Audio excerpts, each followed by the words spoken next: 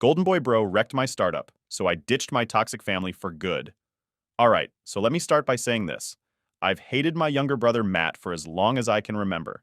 I'm 33 now and he's 30, but it doesn't matter how old we get, he's always been a thorn in my side. And I'm not just saying that in a casual, oh, siblings fight sometimes kind of way. I mean, I really hate the guy. Always have. And honestly, I think I've got some pretty solid reasons for feeling that way. So a little background first.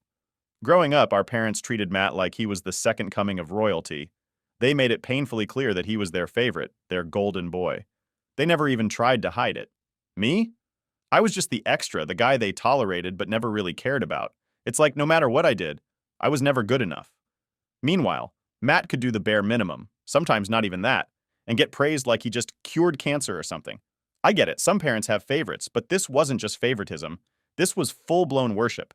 And to make it worse, we come from a pretty old-school, traditional family. Our parents are immigrants, and in their culture, the son is basically treated like a king. Doesn't matter if he's a screw-up. If he's a guy, he's automatically more important. Growing up, that was drilled into me every single day. Matt could have burned down the house, and my parents would have been like, oh, he's just expressing himself. I, on the other hand, couldn't do anything right. Ever. It wasn't always like this, though. When we were younger, I tried to make things work with him, tried to be the good older brother. But as we got older, Matt became more and more of a jerk. He knew he was the favorite, and man, did he lean into it hard. The guy thrived off being the center of attention. He'd constantly overshadow me, no matter what I achieved. And I achieved a lot. I was always the one working hard in school, getting good grades, getting my degree, while Matt coasted by, partying and barely passing classes. But guess who got all the praise? Yep, not me. One example that's burned into my brain is my 18th birthday. It was supposed to be a big deal, right? I had a bunch of friends over, my family was there. It was meant to be a fun time. But then, right in the middle of the party, Matt decides that this is the perfect moment to announce that he's dating some college senior and plans on dropping out of high school to go live with her. I don't know if you've ever witnessed a full-blown family meltdown, but that's exactly what happened. My parents freaked out, our relatives freaked out, and suddenly my birthday didn't matter. At all. Everything became about Matt's big decision. And to top it all off, the whole thing turned out to be a lie. He was just doing it for attention, just to ruin my moment. I should have seen it coming, honestly. That's just who Matt is. Everything has to be about him, all the time. And the worst part is, my parents fed into it. They didn't even try to punish him for ruining my birthday. Nope, they just coddled him like usual. It was always like that. But anyway, fast forward a few years, I'm out of the house, got into business school, graduated with honors, and started working in a decent paying job. Meanwhile, Matt, he barely graduated high school, partied his way through his 20s, and was still mooching off our parents. He did a couple of odd jobs here and there, but nothing serious. But despite all that, my parents acted like he was some sort of business prodigy. They even went as far as throwing him a huge going-away party when he pretended to move out for college. When I left for school, my parents threw a small dinner with like 5 people. But for Matt, they rented out a freaking restaurant and invited everyone they knew. Typical, right? Anyway, I didn't let it bother me too much back then. I figured once I was out on my own, I wouldn't have to deal with the constant comparisons and the blatant favoritism anymore. And for a while, I didn't. I worked hard, saved up money, and finally came up with an idea for my own business. I spent months working on the plan with my business partner, Eric. We put together a killer proposal, and I thought, okay, maybe this is my shot. Maybe I can actually make something of myself without relying on anyone else. But here's where things go off the rails. After months of work, I figured I'd pitch the idea to my parents.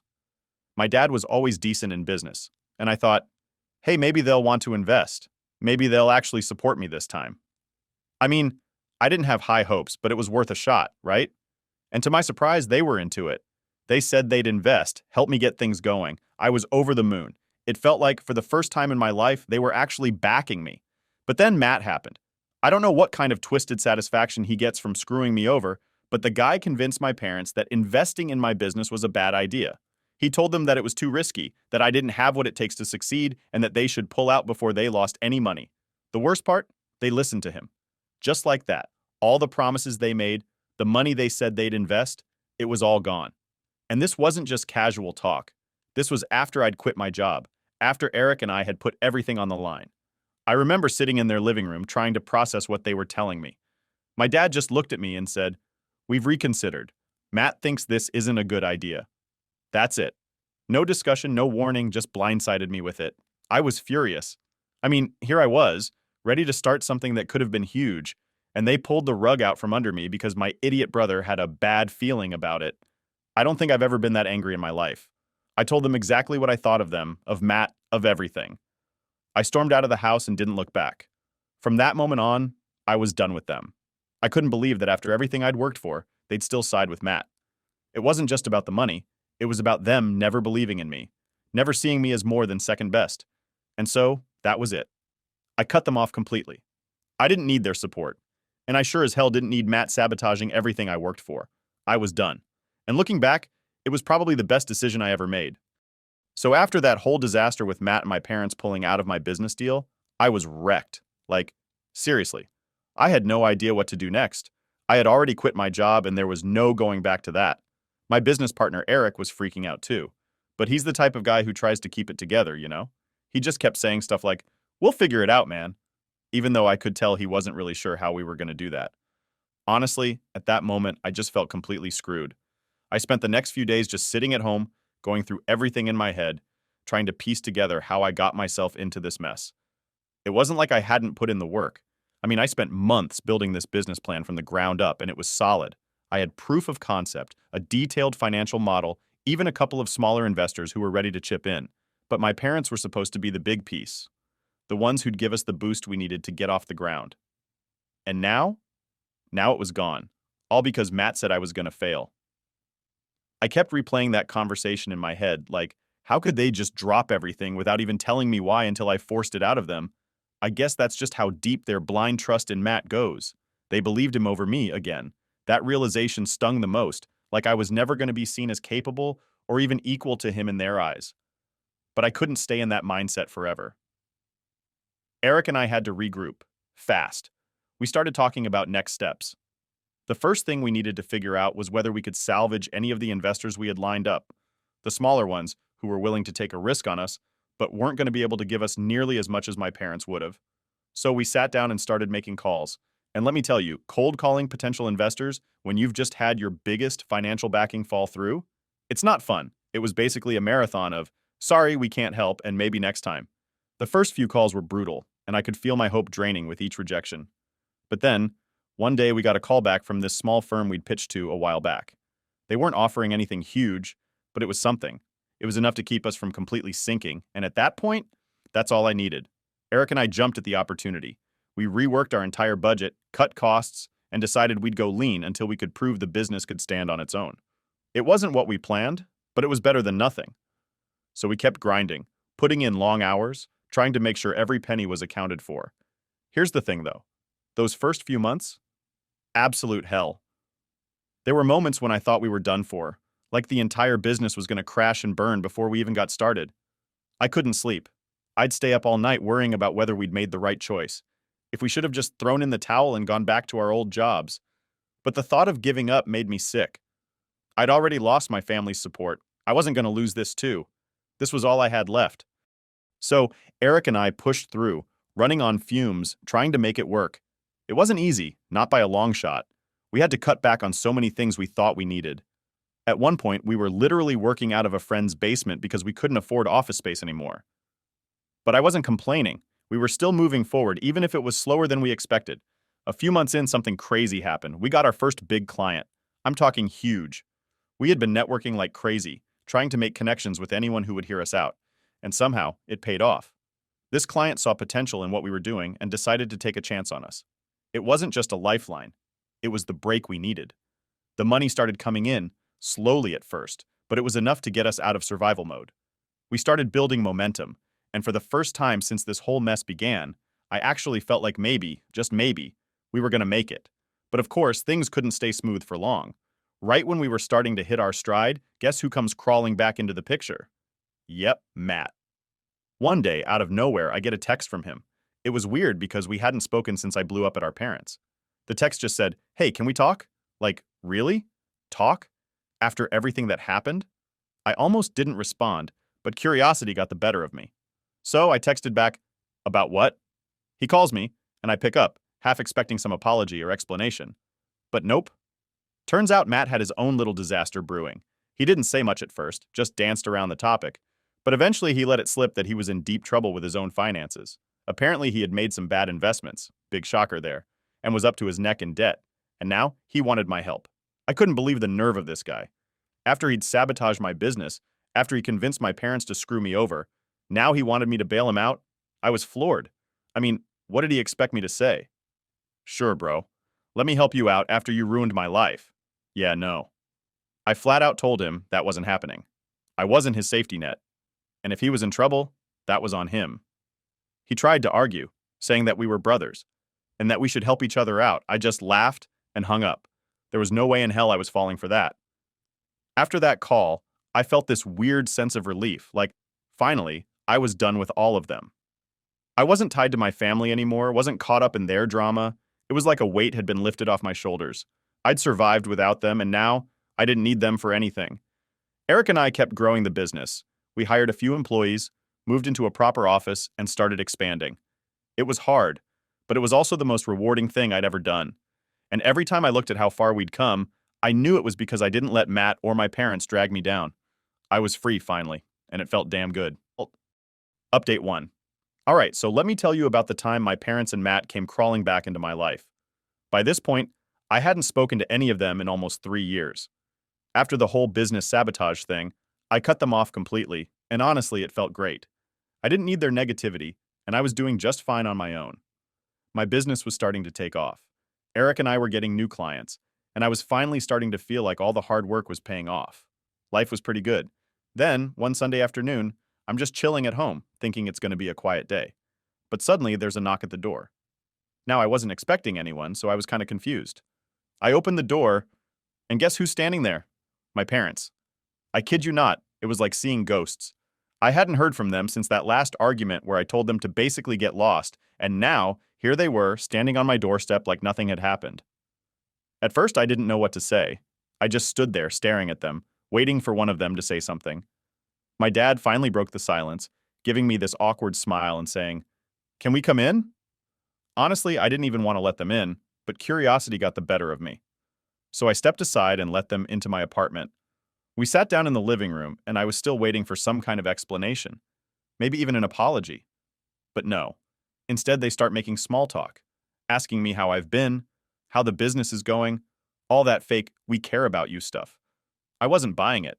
I knew they had to have some kind of agenda because there's no way they just showed up out of the blue after all this time to see how I was doing. After what felt like forever, my dad finally got to the point.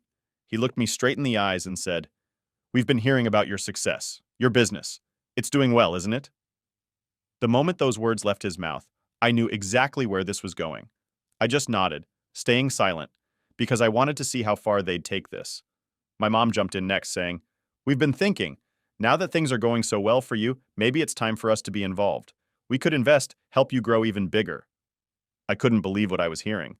These were the same people who had pulled out at the last minute and nearly tanked my entire business. And now that they saw I was making it work, they wanted back in?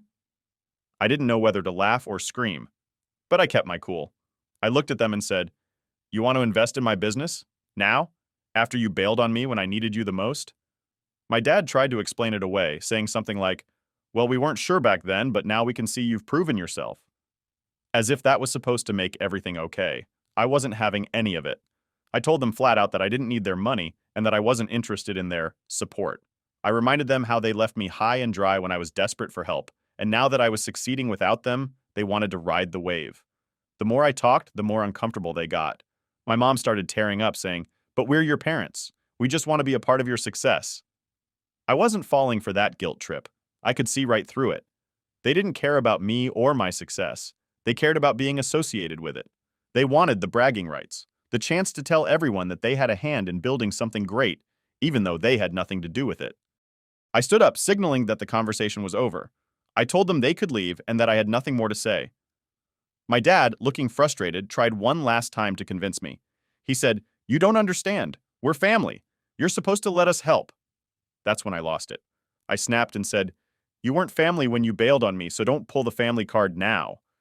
I told them that they had made their choice years ago, and now they had to live with it. They weren't getting a second chance to screw me over. At that point, my mom was full on crying, saying things like, I always knew this would happen. You've changed. College changed you. You're too independent now. She said they never should have let me go to school, that if I had stayed home, I would have known my place and wouldn't be acting so ungrateful. I just stood there, speechless for a second. It was like everything she said confirmed what I'd always known. My success wasn't what they cared about. What they really wanted was control. If I had failed, I would have been dependent on them. And that's what they wanted. They couldn't stand the idea that I had done it without them. I told them to leave one last time, and this time, my dad finally got the message. He stood up, pulling my mom up with him, and they left without another word. As soon as the door shut behind them, I felt this weird mix of relief and anger. I was glad they were gone, but part of me couldn't believe how blind they were to what they'd done. You'd think that would be the end of it, right? But no, Matt had to get involved. A couple of hours later, I get a call from an unknown number. I knew who it was before I even picked up. It was Matt. He started going off immediately, accusing me of disrespecting our parents and saying that I owed them an apology. He was talking like I had committed some crime, telling me that I needed to make things right with them because they raised me, and that I wouldn't be where I am without them. I couldn't help but laugh. I told him straight up that I didn't owe them anything, least of all an apology. I reminded him of how he sabotaged me, how he convinced them to pull their investment, and how I had made it without any help from them. He didn't have much to say after that, just a bunch of weak excuses about how he never meant to hurt me and that family should stick together. I hung up. I didn't need to hear any more of his BS. I was done with all of them. They made their choices, and I made mine. After that day, I blocked all their numbers. I didn't want to give them another chance to weasel their way back into my life. And honestly, I've never looked back. I built something on my own, without them, and I wasn't about to let them take any credit for it now. That's the thing with family. They think they can mess with you, but when you finally stand up for yourself, they act like you're the problem. Well, not anymore. I'm done with them, and I'm better off for it. Update 2. All right, so after that last stunt with my parents showing up at my place, I thought things would calm down. I mean, I figured after I told them to get lost, they'd finally take the hint and just leave me alone. But man, I was wrong. Turns out the story wasn't quite over yet, and it was Matt who came crashing down this time. So a few weeks go by and everything's pretty quiet. Business is going well. Eric and I are busy with new clients, and honestly, life's good. I hadn't heard a word from my parents or Matt since I blocked them, and it was honestly like a weight had been lifted off my shoulders. No drama, no guilt trips, nothing. Just peace. But of course, peace doesn't last long when you've got a brother like Matt. One day, out of the blue, yeah, I said it, sorry, I get a call from a mutual friend, Jake. Now, Jake's not really in my close circle or anything, but he's one of those guys who keeps in touch with everyone. He's the type who knows what's going on in people's lives, whether you want him to or not. Anyway, he calls me up and says, "Hey man, did you hear what's going on with Matt?" Now, my first thought was, why the hell would I care? But Jake's the kind of guy who can't keep anything to himself. So he starts spilling the details without me even asking. Turns out Matt's life was going down the drain. And when I say down the drain, I mean fast. Apparently his whole business that he'd been bragging about to my parents for years, yeah, that was a complete lie. He wasn't running anything. He'd been living off loans and handouts from my parents and, get this, racking up a massive amount of debt. I knew Matt wasn't exactly the most responsible guy, but even I didn't expect things to be this bad. According to Jake, he had made some really bad investment choices. Surprise, surprise, and had lost most of the money he got from my parents. He had also borrowed a ton of cash from shady places, and now the whole thing was catching up with him. Debt collectors were knocking on his door, and he had no way to pay them back. I couldn't help but laugh when Jake told me all this. I mean, this was the same guy who had convinced my parents to pull out of my business because he thought I'd fail. And now look who's drowning in debt. Karma's a funny thing, huh? But here's the kicker. My parents had no idea how bad things were for Matt. He'd been hiding the whole mess from them, still pretending everything was fine. They were under the impression that he was some big-shot entrepreneur when, in reality, he was barely hanging on. I guess that's why he was so desperate to get involved in my business. He saw it as his way out, his way to cover up the disaster he'd created for himself. Anyway, after Jake fills me in, I just go on with my day. It wasn't my problem, and I wasn't about to get involved. Matt dug his own grave, and I wasn't going to be the one to pull him out of it. But of course, things didn't stay quiet for long. A couple of days later, I get a frantic call from my mom. She's crying, which wasn't exactly a shocker at this point, but she's going on and on about how Matt's in trouble, how he's in over his head with money issues, and how they're losing everything because of him. I didn't say anything at first, just listened as she went on about how they had bailed Matt out of debt multiple times, and now they were struggling to keep up. My dad had even started dipping into their retirement savings to cover for Matt. They were about to lose their house because they'd taken out loans against it to keep Matt afloat. It was a complete financial nightmare. Then she hit me with it. She asked if I could help. Yep. After everything, after all the crap they put me through, my mom actually asked if I could help Matt. She didn't even try to sugarcoat it or make it about family. No, she straight up said, "We need money to help Matt out of this situation." I just sat there for a minute, trying to wrap my head around the fact that she was even asking me this. I told her, flat out, that I wasn't giving them a single dime. I wasn't about to bail Matt out of his mess, and I sure as hell wasn't going to let them guilt trip me into it. I said, "You chose him over me every single time. Now you can deal with it." My mom didn't take that well. She started crying harder, going on about how they were going to lose everything and how Matt didn't mean for things to get this bad. But I wasn't budging. I told her they made their choice when they backed Matt and screwed me over. Now they had to live with the consequences. After that call, I thought maybe, just maybe, they'd finally understand where I was coming from. But nope. The next day, I got a text from my dad asking if I'd reconsider. He tried to hit me with the whole family helps family line, saying that Matt needed me and that they were all in this together. But I knew better. This wasn't about family. This was about them refusing to admit they'd been wrong about Matt. They were trying to clean up his mess just like they always had. And now that they were sinking, they wanted me to jump in and save them. I didn't respond to the text. I didn't need to. They could keep digging that hole if they wanted to, but I wasn't about to jump in after them. A week later, I heard through the grapevine that Matt had to sell his car to pay off some of his debts. It wasn't enough to cover everything, though, and now he was getting desperate. My parents were still trying to keep up appearances, pretending everything was fine to the rest of the family. But I knew it was just a matter of time before the whole thing collapsed. And honestly, I didn't feel bad for him. Not one bit. Matt had spent his whole life coasting by, relying on everyone else to clean up his messes. He had sabotaged me, lied to our parents, and now he was paying the price. The last I heard, Matt was considering moving back in with my parents because he couldn't afford rent anymore. They were scrambling to keep their house, barely making ends meet because they were still bailing him out at every turn. It was honestly pathetic. But here's the thing. I'm not going to be the one who saves them. I've built my own life, my own success, and I've done it without their help. If they want to keep sinking money into Matt's bottomless pit, that's their choice. But they're not taking me down with them. And that, my friends, is what happens when you put all your faith in the wrong person. Update 3. So, after everything that went down with Matt and my parents, you'd think that would be the end of it, right? Like, surely they'd finally realize I wasn't going to swoop in and save them from their mess. But of course, that's not how things work in my family. I swear, every time I thought I'd cut ties for good, something would pull me right back into the chaos. A couple of months after I told my parents I wasn't helping them with Matt's financial disaster, I got a call from my Aunt Linda. Now, Aunt Linda's always been the one person in my family who I actually liked. She was more down to earth and never really bought into the whole Matt is a genius narrative my parents pushed. So when she called, I figured it might be something important. The first thing she said when I picked up was, "You might want to sit down for this." And that's never a good way to start a conversation, right?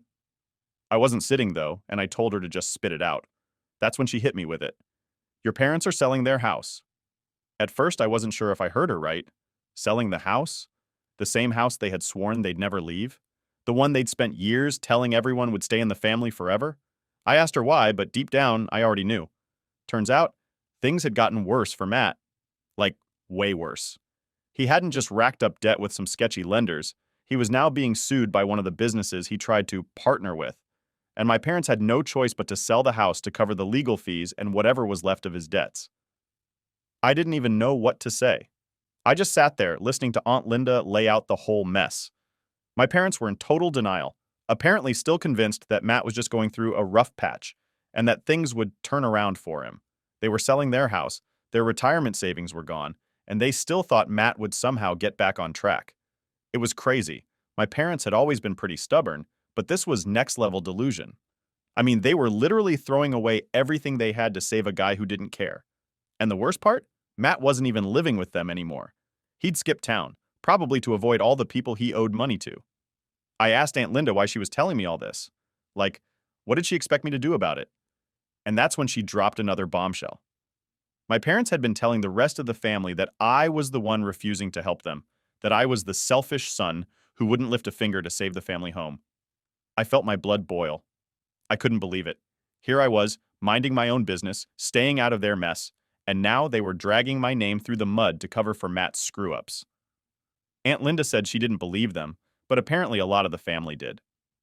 I guess it was easier for my parents to paint me as the villain than to admit they'd screwed up by putting all their faith in Matt. After that call, I had to sit down and think about what to do next. I mean, part of me just wanted to walk away and never deal with them again.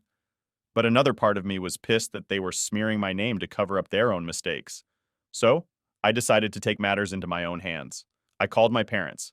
I hadn't spoken to them since they asked for money months ago, but I needed to hear their side of the story. When my mom picked up, she sounded like she'd been crying.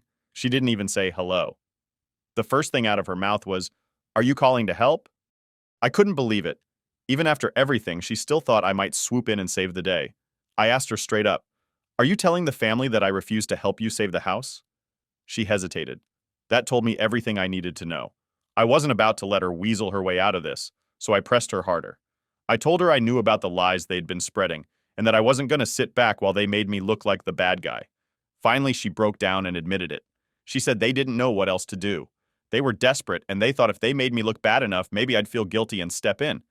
I couldn't believe what I was hearing. I told her there was no chance in hell I'd ever help them now. Not after all the lies and manipulation. Then my dad got on the phone and things got heated fast. He started yelling, saying that I had abandoned the family and that Matt was still my brother, no matter what. He said I owed it to them to help fix things because family sticks together. That was the last straw for me. I told him he made his choice years ago when he sided with Matt. I reminded him how they threw me under the bus to protect their golden child and how they've been enabling Matt's failures for years. I told him they were only reaping what they'd sown and that it wasn't my job to clean up their mess.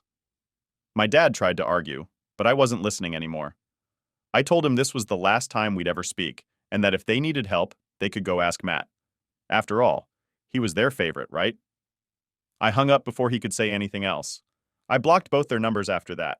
I was done, for real this time. A couple of weeks later, Aunt Linda called me again. She said my parents sold the house and were moving into a small apartment. They had barely enough to cover their bills now, and Matt? He hadn't even bothered to show up. Last anyone heard, he was living with some friend in another city, still avoiding his problems. I guess that's what happens when you put all your faith in the wrong person. My parents lost everything trying to save Matt, and now they had nothing left. Meanwhile, I was building a life for myself, one they had no part in. And you know what? I didn't feel bad. Not even a little. In the end, they made their choice, and so did I. And I'm finally at peace with that.